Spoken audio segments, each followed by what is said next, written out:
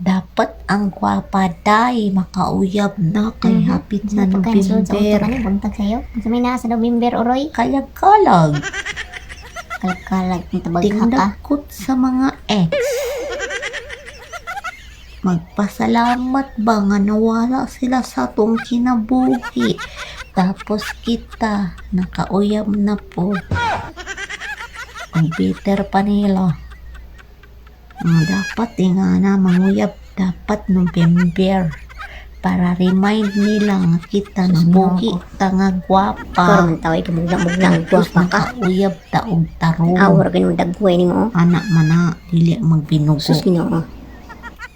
Pareha nimo nga saging salay uyab. Yan na kay punit po kanila. Dapat ikaw may May dagputan nila. pili-pili. Sagpatik na mo. La, uyabon. Pagkuon mangun siya go. Sige mo yan, buntag sa'yo. Ne,